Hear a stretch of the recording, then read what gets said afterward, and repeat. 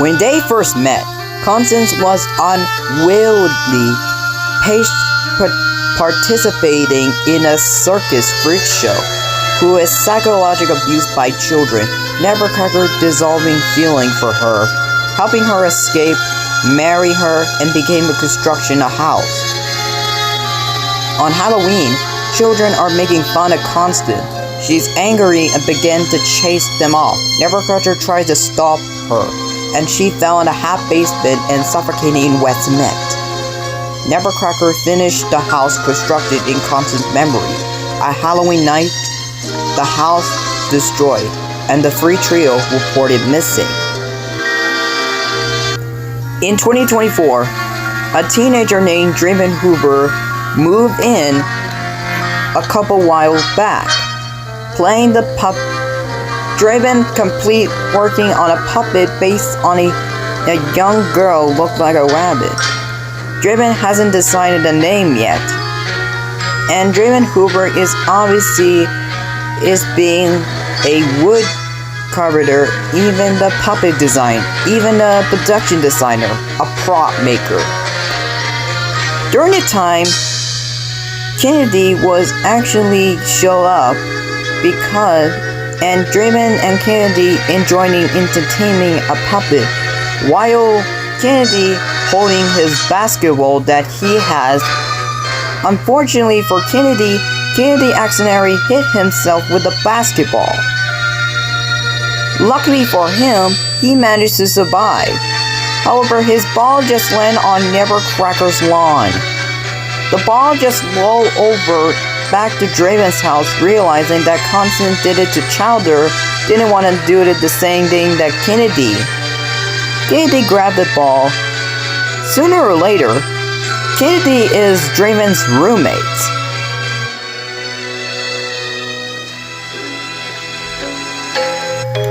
At night, Draven and Kennedy were talking about the incident between the missing children.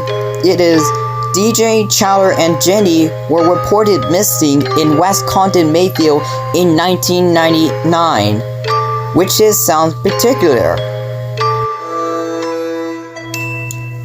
When Draven Hoover mentioned about something, he recalled the time that Nevercracker stole C's boyfriend, known as Bones' kite. As well, Draven didn't even realizing that this theory was actually true because he's been hearing rumors about it. Most part that he thought it was storytelling, but the rest he wasn't lying. As sooner or later, they thinking that the Nevercracker's house, which is the circus life, was possessed by a poltergeist.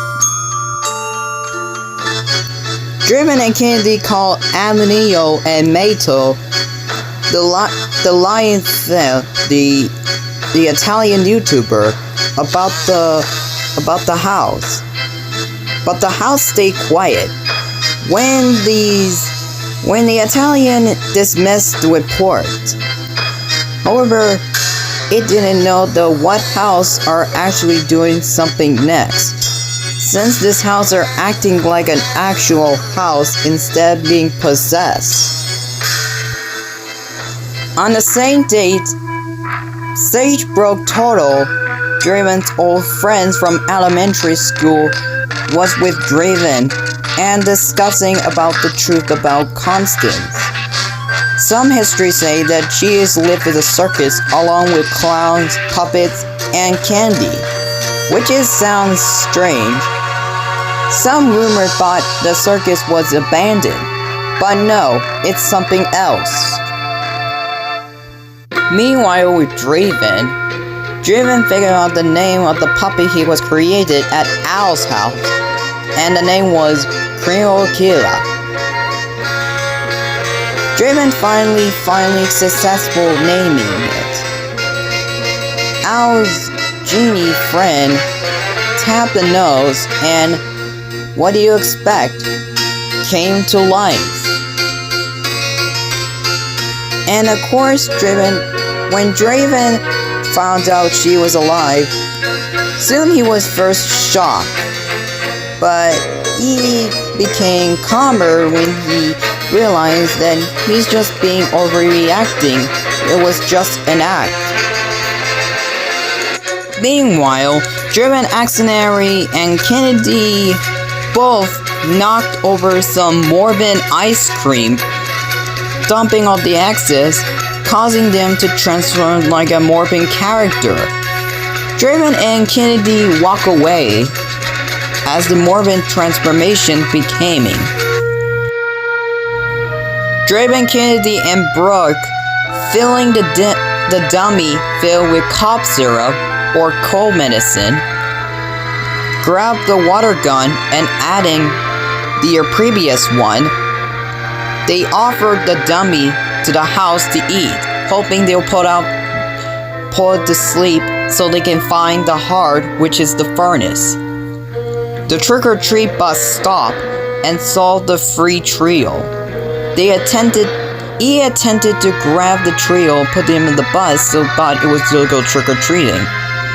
However, soon he got eaten, and they end up being inside the house, while the trio into the trick-or-treater inside the house.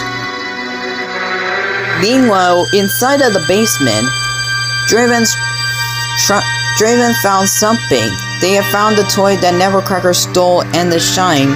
Draven saw a cave with red Constance, the Giantess, with skeleton remaining as a cemetery. Soon the house awakened and attacking. However, Draven and Kennedy managed to escape. But no matter what the cause, there is some killer clown known as alcoholophobia. This killer clown tried to attack the trio, but they luckily to escape, and the clown disappeared without any trace. The trick-or-treater, including Draven, Kennedy, and Brooke, finally managed to escape.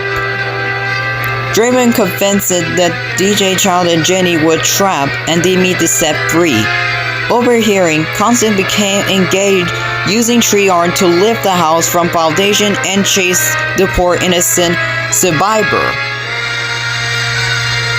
Meanwhile, Kennedy used the excavator to destroy the house, and of course, confronted near a construction site to destroy it.